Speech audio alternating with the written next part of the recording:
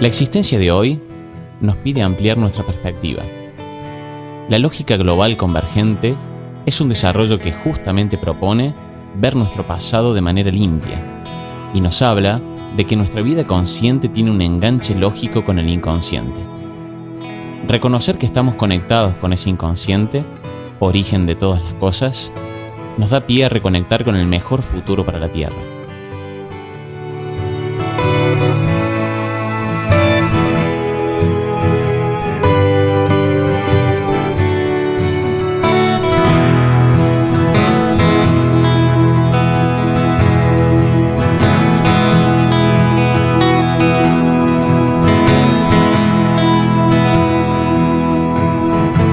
El desarrollo de la lógica global convergente nos brinda la posibilidad de un enlace con esa instancia inconsciente, el origen que sostiene nuestra existencia, a través del cual corregimos nuestra percepción del pasado. Lo que te permite adentrarte en la lógica global convergente o en el desdoblamiento de los tiempos es una intuición. Es una intuición, es una información que viene del futuro. Un instinto es una información que viene del pasado, ¿sí? Entonces, tenés inconscientemente maneras de procesar pasado y tenés inconscientemente maneras de procesar futuro, ¿sí? Entonces, cuando vos escuchás esto y empezás a intuir, la realidad es que una parte tuya ya lo sabe, ya lo tiene. Entonces simplemente una parte consciente se está dando cuenta y a eso le llamamos un enlace. Perdimos ese enlace con el inconsciente y pasó a ser como un aspecto vedado de nuestra existencia y nos olvidamos de que el aspecto consciente está sostenido por esa frecuencia inconsciente, por esa otra frecuencia. Al tener este sistema de referencia que mencionamos a través de la perspectiva universal del desdoblamiento de los tiempos, podemos acceder a ese enlace que no tiene contenido, que es lógico, pero que nos permite ir haciendo conscientes aspectos que tenemos inconscientes, tanto de nuestra existencia como volviendo a esa particularidad, a este receptor, conociendo cómo funciona nuestro receptor, cómo fue articulado todo el aspecto que no vemos de esto que vemos, es que podemos tener acceso a modificarlo, a saber cómo operamos y a poder estar a la vista de estos aspectos inconscientes que están sosteniendo y articulando lo que vemos consciente. Lo que nos propone la perspectiva universal y la lógica global convergente es poder hacer un enlace que decimos que es abstracto, que no tiene contenido, con ese punto de nada o de perfección de donde se despliega toda esta existencia. Y donde desde ahí sí los cambios son posibles, porque si hablamos que este punto de no existencia es el origen de todo y es el que abre este juego del desdoblamiento y de existencia para explorar márgenes de error, es ese punto de no existencia que lo puede cambiar. La realidad la conformamos desde lo que vemos, o sea, nuestra percepción de la realidad es lo que creemos que es la realidad. Y dejándonos esa posibilidad de enlazar con esa nada es que podemos acceder a este cambio de percepción que implicaría un cambio de realidad.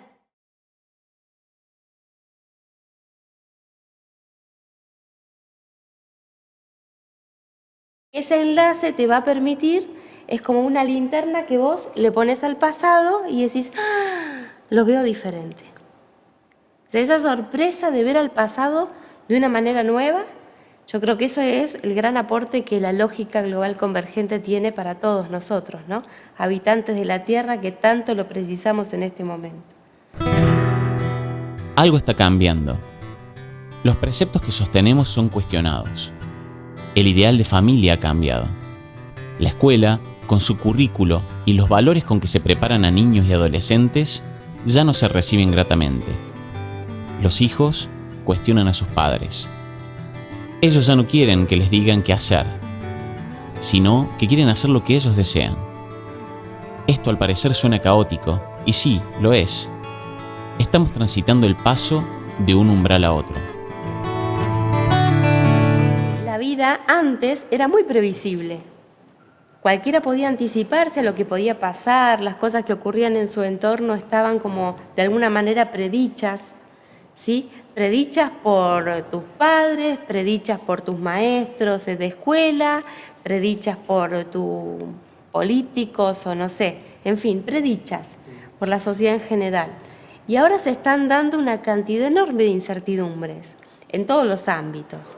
Y eso tiene que ver con que el pasado ya no sostiene tanto el presente, ¿sí? Porque son mucha más la cantidad de incertidumbres que la cantidad de certidumbres. ¿Ves? Entonces, ¿qué es lo que te da certidumbre en la incertidumbre?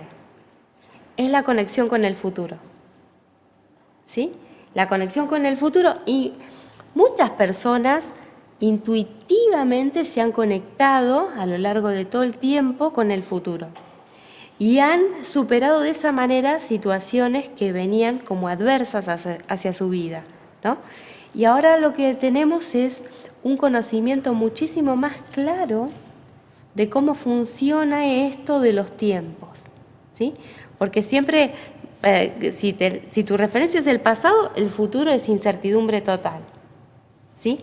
Pero, de manera lógica, el futuro no es incertidumbre total. O sea, hay un futuro que es el correcto.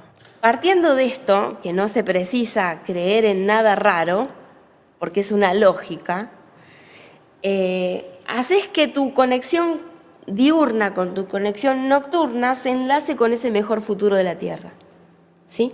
Y eso va a cambiar las reglas de juego de tu inconsciente, ¿sí? Esto va a operar independientemente de tu vida, o sea, no te vas a ni dar cuenta. Solamente que hagas ese enlace y le entres por el futuro al inconsciente y no le entres por el pasado, es lo que empieza a cambiar todo. Pero empieza a cambiar tu manera de ver las cosas, tu manera de sentir las cosas y tu predisposición, ¿sí? Y eso es algo que vos no tenés que hacer un esfuerzo por hacerlo. Entonces, es más o menos de qué se trata esto. Todo lo que vayas a escuchar después es un fruto que surge de esa conexión, ¿sí? O sea, este desarrollo que vos vas a ver un montón de videos por internet o un montón de personas, es esta conexión que se está desarrollando y que termina por comprender qué pasó en el pasado y por qué ese pasado produjo ese presente. Y dónde ese pasado no fue tan certero porque ves que los ideales nunca se han podido plasmar en la Tierra, ¿sí? O sea, siempre las ideas quedaron flotando y las realidades mostraron otra cosa. Uno se nutre en esos ideales y después cuando baja no los puede concretar. ¿Por qué? Porque quiere partir del pasado. Pero si parte del futuro donde esos ideales y esa realidad coinciden, eso te cambia completamente la croqueta, ¿no? Para que vos vayas a mirar el pasado de una manera limpia. Lo que nos propone esta perspectiva universal del desdoblamiento de los tiempos es una herramienta de enterarnos, o sea, para las personas más que nada que tienen otras preguntas, ¿no? Porque vemos que todo está cambiando todo el tiempo y tal vez nos ponemos en un lugar como de víctimas de ese cambio, ¿no? Y no nos hacemos cargo que podemos cambiar nuestra realidad junto con lo que vemos que está cambiando y no ser víctimas de ese cambio, sino ser protagonistas. La lógica es un poco eso, es una herramienta que nos invita a ser protagonistas primero de nuestra propia vida, ¿no? Cambiar esa referencia de externa que nos propone la supervivencia, al estar atentos al afuera, a protegerme del afuera, a que me quieran, a que el otro no sea mejor que yo. Cambiar esa referencia por una referencia interna. Entonces tener esa posibilidad de que los cambios operen en uno y que la referencia sea ver dónde está uno y cómo se relaciona con este contexto. Este proceso de autoaceptación detiene las críticas que tienen que ver con una vida basada en los valores. Se empieza un proceso de asumir la realidad, asumiendo las polaridades. Cuando hablamos de doblamiento, hablamos de separación, hablamos de polaridad. De ahí es que nos encontramos con los valores y esta cuestión de bueno o malo, lindo o feo, esa polaridad, esos opuestos, en donde siempre estamos parados, porque siempre tenemos ante todas las cosas, ese juicio de valor y opinión. La perspectiva lo que nos propone también, en realidad es como que es un proceso en el que después te vas viendo, te vas encontrando en lugares diferentes. Y una de las cosas es integrar esa polaridad, donde uno puede asumir de cada cosa, de situaciones, de cada punto de existencia, las dos vías, y puede incluirlas. Entonces, lo mismo, eso genera esa integridad, porque uno puede estar viendo el aspecto bueno y el aspecto malo de la cosa y pararse en el centro, y asumir que ese mismo punto tiene los dos aspectos, bueno o malo. Entonces, el conflicto se diluye, porque uno ya no se relaciona desde defender su idea como que esto es bueno y lo defiendo porque yo lo digo. Entramos en una comunicación diferente al poder ver de cada punto de la existencia esos aspectos, el bueno y el malo. La madurez tiene que ver con aceptar nuestros errores y darnos cuenta de que la vida de hoy nos propone tomar el control y responsabilizarnos por nosotros mismos de nuestras vidas. Dejar el infantilismo de tener a alguien que te diga lo que tenés que hacer. Lo que pasa es que uno no se puede meter en la vida del otro. Si todos entendiéramos eso, se darían mucho más legítimos los lazos entre nosotros. Si cada uno entendiéramos que somos dueños de esta vida y que tenemos que aprender a hacer que esta vida se vuelva eficiente, que este receptor, que este inconsciente, que este consciente, que este cuerpo físico y que este contexto que yo vivo, esta es mi tarea, y no se la delego a otro, no se la delego a Dios, al santito, a la cosita, o sea, al fetichismo, no se la delego a la ciencia, porque, es como que yo lo obligara al doctor a cargo de mi salud. ¿Qué tiene que ver? No tiene nada que ver. Yo le encargo al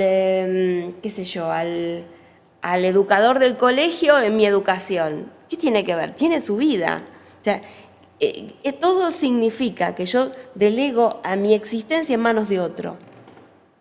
¿Ves? O sea, el parámetro es no te hagas cargo. Y en realidad, la manera de hacerse cargo y a la vez darnos cuenta que no tenemos todas las respuestas es un enlace lógico que permite una conexión. Primero, que te va a decir que la existencia es margen de error. ¿Sí? Entonces, si vos ya partís de aceptar que la vida tiene margen de error, es un alivio enorme. Estábamos acostumbrados a que el afuera nos decía qué hacer. El afuera imponía valores, imponía una ley, y nosotros debíamos cumplirla. Y todo aquello que no se contemplaba de acuerdo a esos modelos, había que ocultarlo. De esa manera, el ser humano no ha podido nunca aceptar sus errores y sus fallas, porque desde el modelo de sociedad ideal, esos errores propiciaban el castigo. Con ello, caímos en la represión de aspectos de nuestra naturaleza y no poder asumir a lo humano que somos en nuestra totalidad. Ser partícipes de este cambio y de cambiar, o sea, de poder virar la lógica, ya no de esa supervivencia, ya no desde esa validación externa, sino desde una integridad. Poder volvernos íntegros y relacionarnos en un contexto desde ese lugar, que imagínense cambia todo, ¿no? Porque uno desde una integridad va a tener otra finalidad para estar en la existencia, y de todo lo que transite en su existencia lo va a hacer desde otro lugar, desde ese lugar de integridad, donde no estoy buscando ni que me quieran, ni que me validen, sino que eso, viene a ser una consecuencia de la integridad que uno puede lograr en este cambio de paradigma. Ya no saliendo a buscar respuestas afuera, ya no pidiendo ese milagro, esa respuesta siempre de un Dios, de un maestro. Tenemos la oportunidad de volvernos íntegros por nuestra propia decisión y nuestra propia referencia. Y bueno, me parece que eso habla de una gran revolución. El modelo que quería montar, el quehacer de la realidad de una sola manera, única e inquebrantable, hoy queda obsoleto. Los tiempos que corren no piden cambios, piden reconfiguraciones. Los modelos sobre los que estábamos acostumbrados a actuar ya están viejos. La expresión que tenemos es un poco lamentable, porque la verdad, demasiada tecnología puesta en las cosas que en nuestros celulares, en nuestras computadoras, pero seguimos nosotros con preceptos muy arcaicos, en un mundo muy moderno, y preceptos muy arcaicos.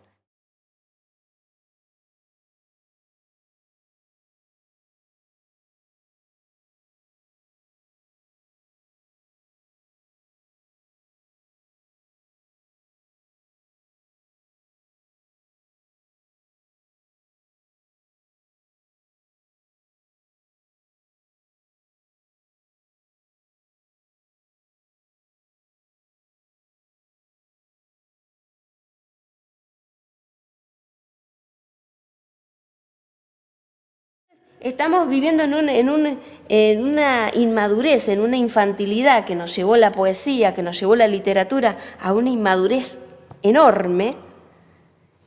¿Y qué tenemos consecuencia? Una realidad donde todos nuestros presidentes son fruto de la inmadurez del pueblo, ¿no? Entonces, cuando vemos los frutos, tenemos que pensar que nosotros somos lo que lo sembramos, ¿no? O sea, no es la culpa de los presidentes. Los presidentes nacen de los pueblos y los pueblos son así, los presidentes son así. Y por primera vez estamos viendo eso al desnudo, ¿no? Entonces, esta es la maravilla, la oportunidad de ver al desnudo nuestros propios errores. Esa es nuestra cosecha, hemos sembrado esto. ¿Sí? Cuando tenemos nuestros presidentes, tenemos que hacernos cargo de todos sus errores, porque son los errores nuestros, en definitiva.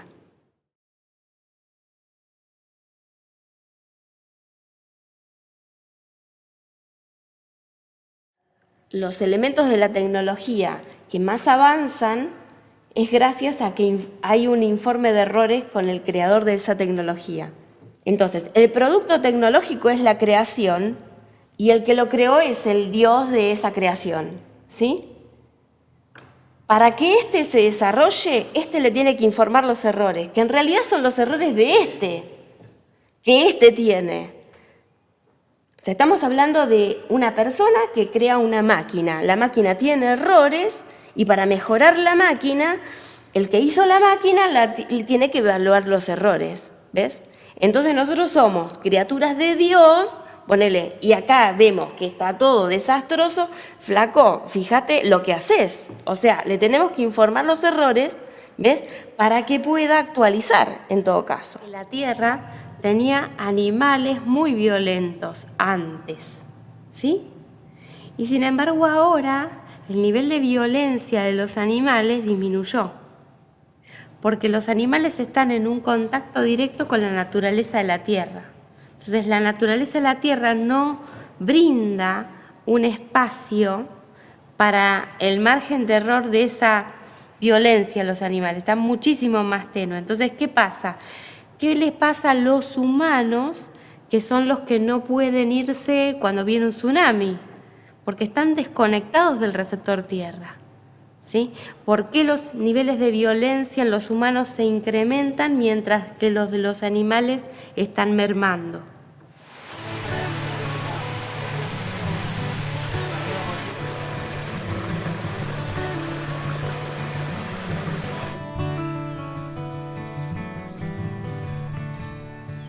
Porque estamos desenlazados del futuro de la Tierra, ¿sí? No estamos formando parte, no estaríamos formando parte del futuro de la Tierra, ¿sí? Entonces, este es el punto. Queremos seguir formando parte del futuro de la Tierra, tenemos que acompañar sus espaciotiempos. ¿Brinda este tiempo para el margen de error? No, ya no, evidentemente. Entonces, ¿qué pasa? Se hace que el humano se autoelimine, porque ya no está acompañando a la ausencia de margen de error de la Tierra, ¿sí? O sea, esta función entre diseño y criatura no está reportando errores para arriba, ¿ves? No hay, la creación se está tomando en referencia al pasado y no permite la recreación.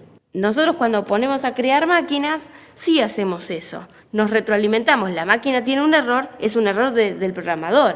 Entonces lo asume y reconfigura. La máquina tiene un error en su desarrollo, lo asume y reconfigura. Había que montar un ideal de mundo. Pero hoy podemos ser lo que somos sin trabas. Creer que el hombre va a ser mejor reprimiendo su dote humana es un mito. Podemos decir que todos, si nos miramos un poquito para adentro, tenemos una atracción por las cosas perfectas. Siempre buscamos un punto de perfección. A veces nos olvidamos que ese punto de perfección acá donde estamos en esta existencia no existe. ¿De dónde viene esa atracción por la perfección? Es desde ese punto perfecto del que venimos. Ese punto perfecto, que podemos llamarlo como el origen de la existencia, se hace una pregunta de cómo sería no ser tan perfecto y sale a explorar en una lógica inversa a lo que conoce que es la perfección, una existencia. Está inscripta en el mundo la idea de pecado. Esta idea lo mantuvo al hombre en un estado inmaduro, por no permitirse transitar el error y aprender de eso. Viendo el error como algo natural, el hombre puede comenzar a cambiar su vida y pasar de una inmadurez hacia la madurez de responsabilizarse por sus actos. El diseño está configurado con que el error es un pecado que hay que ocultarlo. O sea, o se perdona para seguir pecando. O sea, hay toda una connotación inconsciente que está operando para que uno no pueda hacer del error un enriquecimiento, ¿sí? El planteo de transformar los errores en un enriquecimiento se habla desde la teoría, pero no se sabe cómo llevarlo a la práctica, porque son dimensiones que tienen que estar operando juntas. Asumir los errores y la cuestión divina te electrocuta en el cerebro y ahí ya no podés continuar. O sea, porque justamente ahí hay un techo que está impidiendo en vez de interconectando. O sea, justamente impide en vez de interconectar.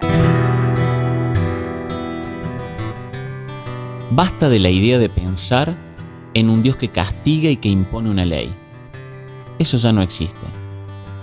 Nuestro Dios del pasado se manifestaba en una ley llamada divina, pero que lo único que hacía era generar un ideal de hombre, un ideal de vida, un ideal de gustos. Eso solo propiciaba la represión y el sufrimiento de quienes no podían ser ese modelo. Esa fue la ley que nos quitó la posibilidad de referenciarnos en nosotros mismos y de asumir nuestros errores y nuestras particularidades como algo totalmente natural. Sin embargo, por alguna razón, la realidad está exponiendo todo lo que el humano quiere ocultar. Entonces hay una dimensión que está terminando con esa trastienda del diseño, decir, bueno, esto lo digo, pero esto lo callo, ¿no? O sea, esto lo sé, pero me lo guardo para tener ventaja con... O sea, toda esta cuestión no permite que se reconfigure en otra dimensión el error. Hemos asumido a la hipocresía como una forma de vida, ¿sí? La hipocresía es una forma de vida, es una manera de vivir, mostrar lo que está bien mostrar, hacer lo que está bien hacer, pensar lo que está bien pensar, ¿no? O sea, cada vez el receptor se parametriza con estas referencias externas porque no tiene otros mecanismos. Pero sin embargo, a pesar de todo esto, está ganando algo que nadie está controlando. Nosotros vivimos de la tierra. Tomamos a la tierra como nuestro recurso, pero no nos damos cuenta que somos sus recursos. La tierra brinda las posibilidades, pero tiene que haber una conectividad para que esas posibilidades tengan que ver con un propósito previo de la tierra. ¿Sí? El propósito previo de la tierra y el propósito previo del humano no estarían coincidiendo. ¿Sí? Porque el humano tiene un propósito depredador. Entonces es un propósito tomador. La tierra tiene un propósito dador. Entonces no estarían coincidiendo. ¿Ves? Entonces, esto es lo que pasa. Que al no asumirse como receptor, no puede asumirse como dador. Es chupador, es saqueador, es violador. Tenemos un diseño violador. Si nosotros somos parte de la tierra, damos junto con ella. Damos junto con ella porque se articula de otra manera. ¿Sí? El inconsciente humano vira a sentirse una especie de la tierra. ¿Sí? Una especie refinada, con toda la razón, claro que sí. Pero ese refinamiento tiene que jugar a favor del propósito previo de la tierra para que el propósito futuro del humano pueda continuar. Esto es lo que nos pide la tierra en este momento. Conciencia es generación. Generar es como dar, estar en la predisposición para dar. Hoy el comando está en nosotros mismos. Asumir nuestro protagonismo trabajando en red para un nuevo modelo inclusivo que valora el error y las diferencias y permite que cada ser humano, por sí solo, en interconexión con los demás, pueda llevar el timón de su vida. Ahora, estas tendencias que justamente están cambiando las líneas políticas del mundo, tienen que ver con que estos receptores particulares que están en sus vidas particulares, generando su aporte para los demás, lo están haciendo silenciosamente, ¿sí? Entonces, porque cuando alguien está enfocado en su vida y en hacer de su vida lo mejor, no tiene tiempo para ir a quejarse, para ir a reclamar, para ir a...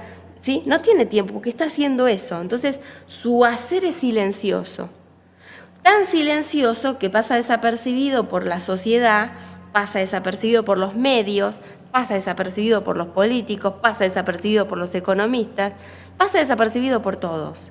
Es lo que termina orientando todos los resultados electorales que están ocurriendo, ¿sí? Es que los silenciosos están mirando al aspecto inmaduro de la sociedad, que es el aspecto que chilla, el aspecto que hace lío, el aspecto que va a mostrarse, ¿no?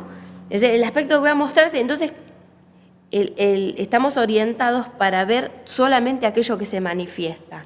Y no tenemos ojos para ver lo que se manifiesta en la realidad, pero no en una expresión, ¿sí? Entonces, por ejemplo, un medio hoy mira cómo si Trump llenó la plaza o Obama llenó más la plaza. Y la realidad está pasando por otro lado. El votante de hoy no le interesa ir a la plaza porque no le interesa poner una banderita en ninguna parte. Y ese es el observador maduro que está ubicado en su vida, que tiene criterio y que está manejando para dónde va el mundo, ¿sí?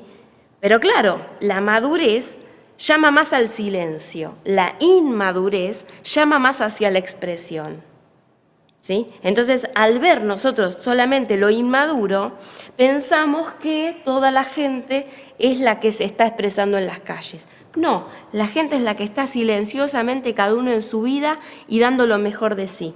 Esa es la gente que está liderando al mundo en estos momentos. La realidad nos pide vivir nuestra particularidad. El modelo que quería implantar una sola manera ideal de hacer las cosas ya no sirve. Hoy valoramos la particularidad y la diferencia. Podemos asumir el protagonismo de nuestras vidas, dejando atrás los modelos del pasado que eran meramente un ideal y que para los tiempos que corren sostuvieron la inmadurez del hombre. La fricción entre diseños es necesaria, es necesaria para que se exprese la particularidad. Luego que se expresa, puede ser vista desde otra dimensión a la que vamos accediendo poquito a poco, porque es una dimensión muy abstracta. Entonces, en la cual, a través de eso que llamamos la lógica global convergente, nos podemos ver. Pero en la particularidad nos tenemos que poder expresar. Asumir nuestra particularidad se hace necesario para lograr un cambio, porque si seguimos mostrando lo que está bien mostrar, de acuerdo a lo que está bien hacer, nos perdemos la riqueza de poder ver las distintas expresiones. Hoy día, nadie se siente tan de su país como antes. O sea, porque nos hemos convertido en ciudadanos globales, más que en cada uno de una nación, ¿sí? Porque todos en sus redes sociales tienen múltiples amigos y contactos en otros países, ¿sí? Por lo tanto, eso genera vínculos de cercanía entre naciones que van flexibilizando lo que es la identidad nacional. Por ejemplo, la economía del mundo se mueve por los conflictos, ¿sí? Pero para generar esos conflictos, esos argumentos de conflictos, antes se proponía la nación, que venía como enemiga a la otra nación. Eso no se puede aplicar más, porque en esa otra nación vos tenés un montón de amigos, tenés novios, tenés gente conocida, ya no te querés pelear con esa otra nación. ¿Ves? Entonces, la nacionalidad, el nacionalismo ya no es un argumento para mover la economía del mundo a través de las guerras y el conflicto, porque nadie quiere ir a perder su vida por una nación, porque ya el concepto de nación se desdibujó, porque todos estamos conectados entre nosotros. Las personas particulares están funcionando en red cuando los gobernantes quieren hacernos funcionar por separado. ¿Ves? Entonces, esto es lo que no se está entendiendo. Los que hoy somos particulares, pero a la vez tenemos conciencia global, somos quienes nos aceptamos. Aceptamos nuestros errores y por lo tanto aceptamos a los demás. Hoy el mundo empieza a funcionar en red, porque nos valoramos individualmente y sabemos que también creamos el macro de esas particularidades. Este es el cambio de paradigma del que venimos hablando. El paso a una madurez en autorreferencia. La gente pacífica no está haciendo montadas escenográficas. La gente pacífica está en paz en sus vidas, pero esos no están en los medios. En los medios están los otros, que justamente si la economía del mundo se mueve por producir conflictos armados y destruir ciudades para después volverlas a construir de nuevo, ¿sí? Y toda esta cosa infantil, ¿no? De me enojo con el otro y le tiro una bomba, o sea, porque hablaste con y entonces te amenazo con ponerte toda la militancia. O sea, ¿qué pasa? Que cada vez más los humanos no se vuelven tan fácilmente convencibles para salir a dar su vida por algo. ¿Ves? Entonces ya no es tan rentable como era antes, que el sentimiento patriota o todos estos versos, todos estos cuentos de enfrentamientos armados, que se arman los conflictos para mover la economía, ya la gente no quiere participar en eso. ¿Ves? Pero este fenómeno, los periodistas parece que no lo vieran, parece que se les pasa desapercibido. Pero sin embargo está ocurriendo y todo el mundo sabe que está ocurriendo esto. Las cosas van por una vía de arreglo. Lo que pasa es que ese arreglo va a destapar un montón de hipocresía, que es lo que nosotros venimos socialmente acostumbrados y tenemos socialmente aceptada. Esto es lo que se está exponiendo.